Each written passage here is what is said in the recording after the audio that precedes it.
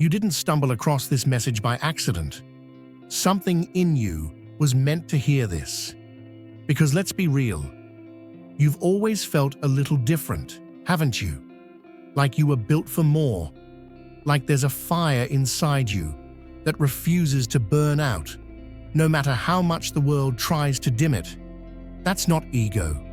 That's truth. You're not here to play small, follow the script, or wait for permission. You're here to shift atmospheres, wake people up, and rewrite the rules. And deep down, you know it. This is your reminder that the power you've been searching for, you've had it all along.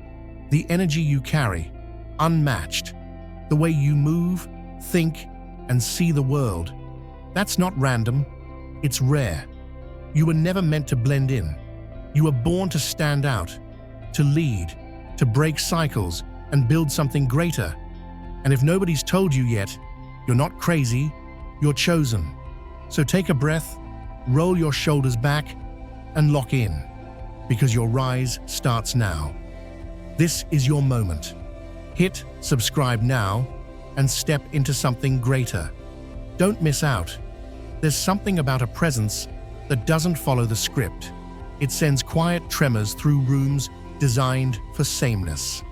Not with force or spectacle, but with the sheer refusal to shrink or blend. A person who simply is, without performance or pretense, unsettles systems built on neat labels and practiced expectations. Patterns crave repetition, and when something doesn't repeat, when it refuses to echo the familiar, it becomes the variable they didn't account for. That unpredictability isn't an act of rebellion. It's a mirror to what others have buried, the fear of stepping outside their boundaries. When someone doesn't seek validation, doesn't mimic the rhythm handed down to them, they're not just misunderstood, they're resisted. Not because they're loud, but because they're clear. Not because they seek attention, but because they make others question what they've accepted without thought. There will be attempts to box it in, to smooth the edges, to dilute the intensity, not to help, but to restore the comfort of the expected. When someone challenges the ordinary by existing in contrast to it, that challenge alone is enough to make others defensive. Not from harm, but from exposure. Exposure to the truth that they too once had edges they've since sanded down. And instead of confronting that dulling, they turn on the one who kept their shape. The disruption isn't in actions, it's in essence. And that essence, when it refuses to bow, becomes a quiet storm that unsettles everything built on control. Mystery unsettles people more than chaos ever could. It's not the noise that frightens them, it's the silence before the unexpected. What doesn't follow a script, what doesn't repeat like yesterday, becomes a signal flare for their discomfort. It's not about hostility or rebellion, it's about rhythm. When someone moves on a wavelength unfamiliar to the crowd, they become a question with no obvious answer. The world has always tried to measure what it can predict. That's how it decides what's safe, what's manageable. But when a person doesn't repeat the rhythm, doesn't mirror the choreography handed down to them, suddenly the entire dance feels unstable. They study this anomaly, not out of curiosity, but from a need to regain control. When reactions aren't rehearsed and responses aren't filtered through expectation, panic flickers behind even the most composed eyes. The unfamiliar becomes a trigger, and in their attempts to make sense of it, they'll poke and prod, not to understand, but to mold. If they can't tame the unknown, maybe they can corner it into submission. But when that fails, when the unpredictable remains unshaken, that's when fear replaces curiosity. That's when uncertainty becomes threat. The real disruption isn't noise or defiance. It's the quiet refusal to echo what came before. Most never notice the moment they started waiting for signals, nods, subtle affirmations to justify their next move. There's a quiet conditioning that tells people to pause until they're acknowledged, to soften their presence until it's invited. But power doesn't show up like a scheduled train. It's not granted by ceremony or consensus. It's chosen, claimed from within, often without applause, and almost always without permission. The moment someone stops asking and starts declaring, the atmosphere around them shifts.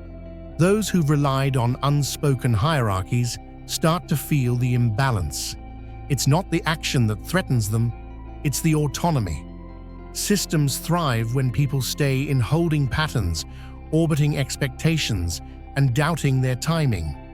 Stepping beyond that orbit without a signal throws off the equilibrium. It exposes how fragile the illusion of order really is.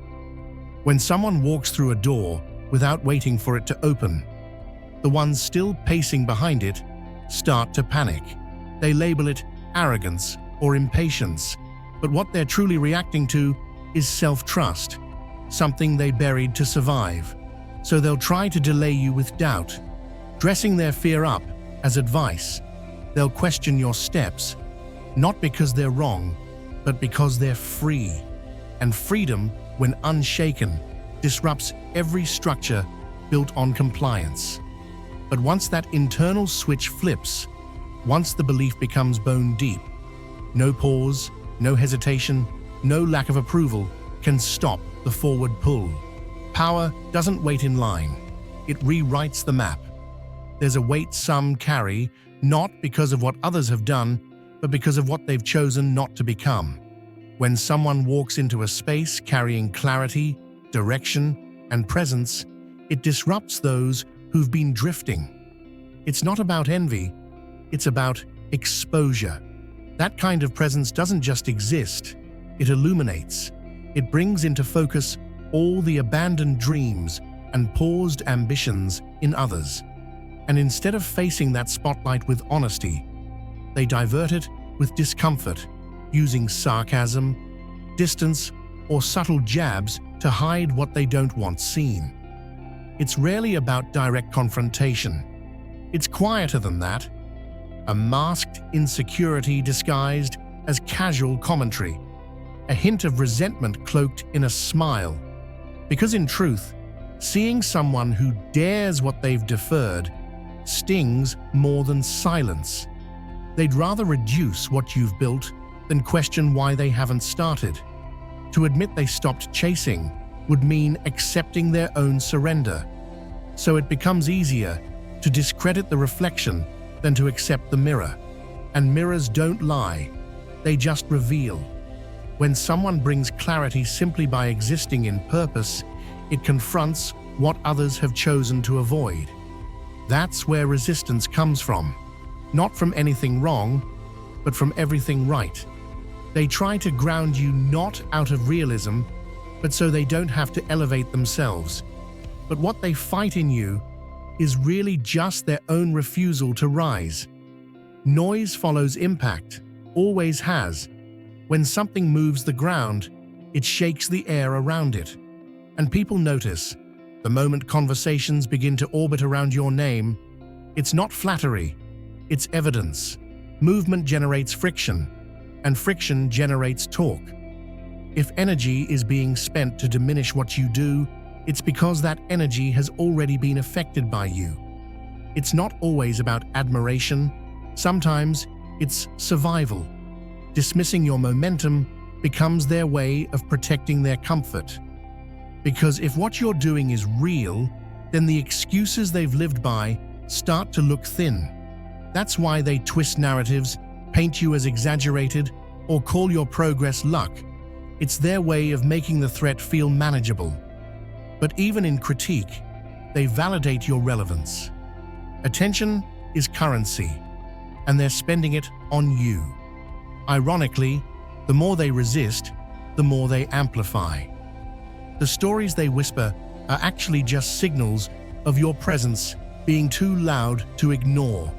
And while they're caught up building sandcastles of doubt, you're walking forward, untouched. Because proof doesn't need a spotlight, it carries itself. And when someone becomes the subject of conversation without seeking it, they've already shifted the atmosphere. Trying to be everyone's favorite is a slow form of self-erasure. It starts with small shifts, softening your tone, second-guessing your instincts, dressing your truth in language others will find easier to swallow. Approval becomes the metric, and once you're hooked, you're caught.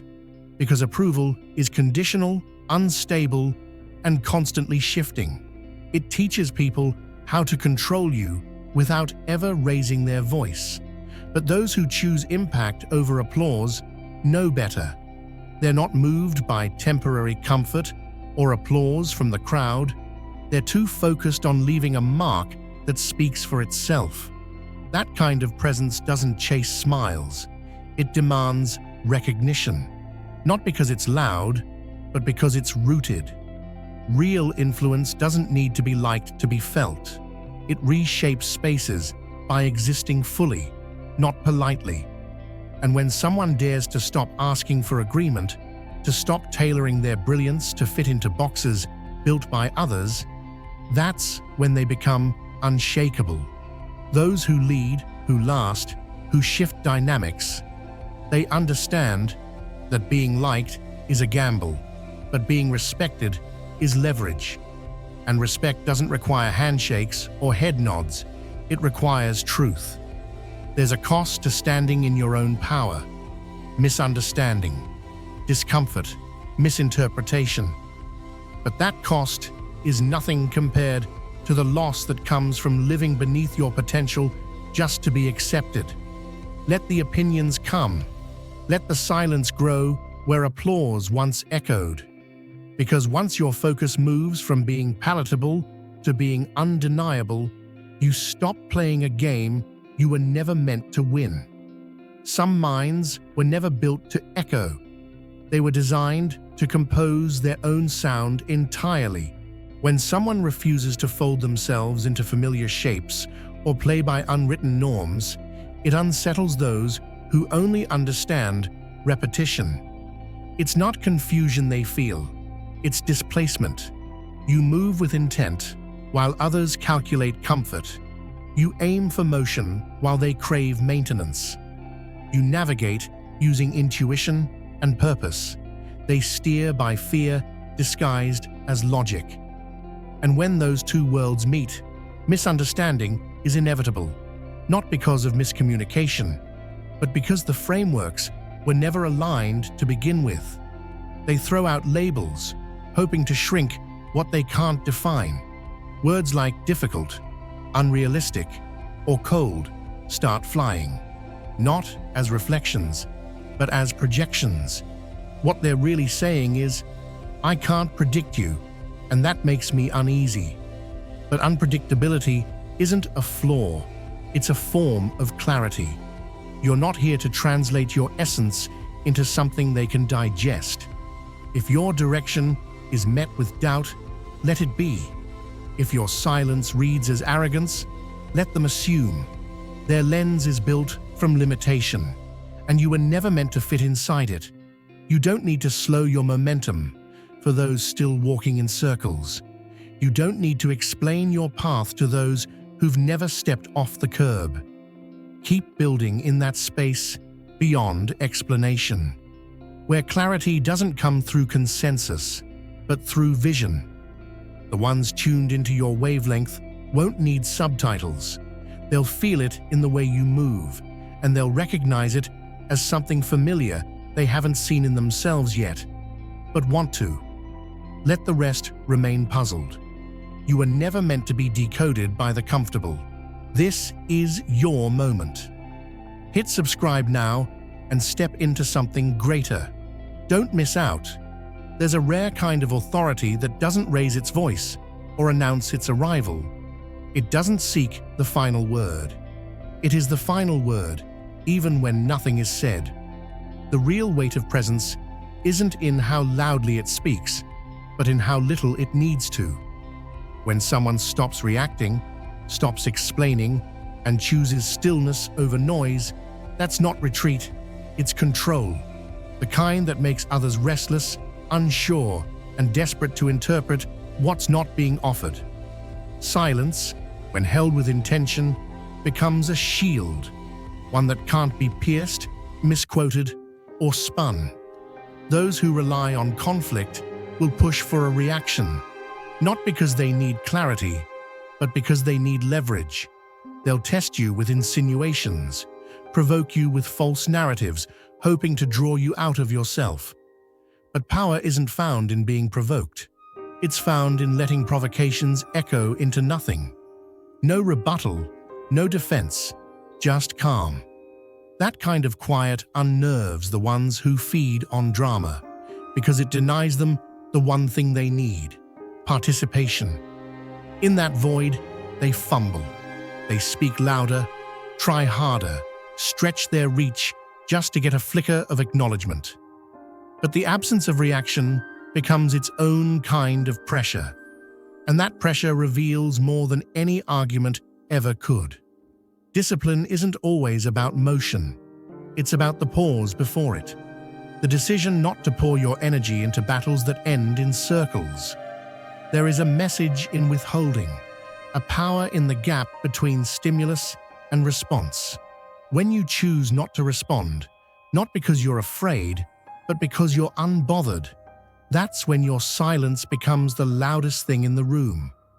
Not every path is paved, and not every journey follows a familiar pattern. Some people simply move outside the framework, not to rebel, but because their nature refuses limitation. And that kind of movement unsettles those who built their identity around boundaries. They've memorized a structure, steps to take, hoops to jump through, milestones to earn before claiming space. It's neat, it's predictable, and most importantly, it makes them feel safe. Then comes someone who skips the line, not by cheating, but by realizing the line was optional all along. It's not that they doubt your results. It's that your results threaten their belief in the system. They need to believe there's only one way, because that gives meaning to the sacrifices they made. So when someone defies that structure, it triggers more than curiosity. It triggers panic. That panic gets dressed up in dismissal. They'll question your timing, your method, your right to succeed. They'll call it a shortcut or say it was handed to you, not because it's true, but because admitting otherwise would collapse the scaffolding of their excuses. It's easier to critique what doesn't make sense to them than to reevaluate the myths they've built around success. Because if your freedom is real, then so is the cage they stayed in by choice. What you represent isn't defiance, it's possibility. And that's more disruptive than rebellion ever could be. You don't fit their formula, and that's why you make them question their own. The rules aren't broken, you've simply outgrown them. And once one person proves that boundaries can be ignored, everyone else has to reconsider why they've stayed inside the lines. Some individuals carry a vision that cuts through the surface of things. While most accept what's handed to them as truth, a few refuse to be lulled by repetition or distracted by performance. They don't buy into the narratives that are sold as fact. They inspect, question, dismantle. And that kind of clarity is unsettling to those who benefit from confusion. Most people are kept occupied by illusions dressed as goals, by routines that reward obedience over insight. It's easier to follow the current than to ask where it leads. But there are those who swim against it, not to defy, but because they see the shore the others don't even realize exists. That's where the fear begins. Not because such people shout or disrupt, but because they notice. They notice what others were told not to look at. They don't run toward empty trophies or fight for seats at hollow tables. And when they stop playing by the rules, the structure starts to shake. You can't deceive someone who's already read the blueprint. And once they've seen through it, there's no way to unlearn what they now know. That awareness alone becomes a threat, not just to one system, but to all systems built on silence, repetition, and reward by compliance. That's why there are efforts to mute them, to distort their voice, to paint them as unstable or extreme. Not because they are, but because their clarity exposes the fog others were surviving in. And here's the most dangerous part. When one person sees through it and keeps going, others begin to notice too. They stop asking for permission, stop fearing consequence, stop needing to be told what is possible. And when that shift catches on, the entire design begins to collapse. Not in protest, but in realization. Because the biggest threat to control has never been noise, it's been vision. Not everyone is wired for elevation. As your capacity expands, the space around you begins to shift. What once felt crowded starts to empty. Not because you've become distant, but because your direction no longer mirrors theirs. Growth creates friction, and not everyone can move through that heat. The process requires stamina most never build, the kind of internal fire that doesn't beg for applause or understanding. So as your reach stretches wider, connections you thought were constants begin to loosen. Not out of malice, but because they were only meant to walk part of the way. At first, the thinning out feels like loss. Familiar voices fade, shared rhythms dissolve, and suddenly you're navigating terrain that feels unfamiliar. But look closer. It's not abandonment, it's alignment. People whose pace is rooted in comfort can't sustain the altitude of constant evolution. The ones who flinch at discomfort won't make the climb. That doesn't make them enemies. It makes them markers. Signs that you've entered a zone where most won't follow.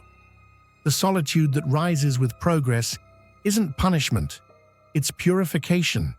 It sheds the weight of obligation and distraction, leaving behind only what's essential. When others begin to resist your momentum, trying to tether you back to what was, guising their resistance as concern, that's when clarity arrives. If they were meant to continue, they'd rise on their own terms, but if they tighten their grip as you expand, it's a signal, not a betrayal. Their discomfort is not your burden. The further you go, the more precise your circle becomes, and at those heights, every presence has purpose.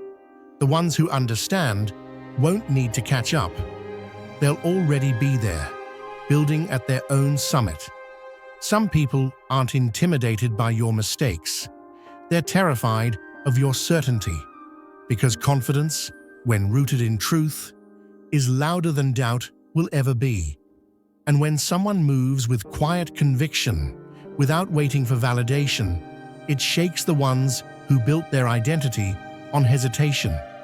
They won't always try to stop you directly. That would be too obvious.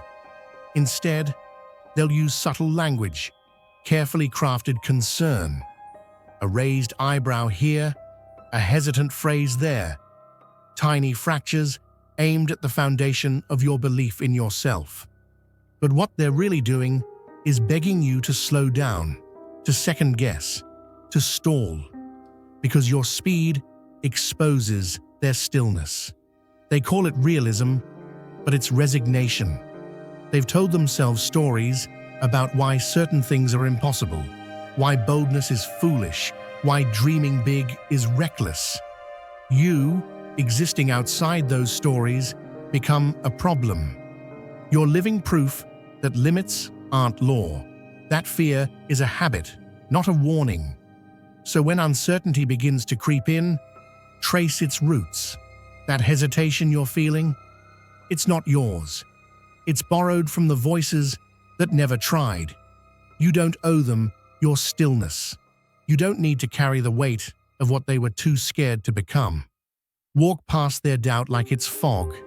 Unreal, untouchable, temporary. What you're building is real. And no amount of shadow casting from those who never moved will ever change that. Control doesn't come from dominance, it comes from detachment. The person who can let go is the one no one can hold back. It's easy to mistake power for possession, the titles, the trophies, the influence. But those are just symbols. The actual force lives in the one who's not afraid to start over, who isn't tethered to outcomes, who doesn't flinch at the thought of failure. While most operate in survival mode, clinging to reputation, guarding status, avoiding change, true power moves differently. It flows without panic. It builds without begging. It risks, not recklessly, but freely. What makes that person dangerous isn't arrogance, it's clarity. Clarity that staying still is often the bigger loss. While others calculate safety, they calculate impact. And because their identity isn't built on what they might lose, they can move in ways no one else dares. That's what unsettles people. They can't find your leash.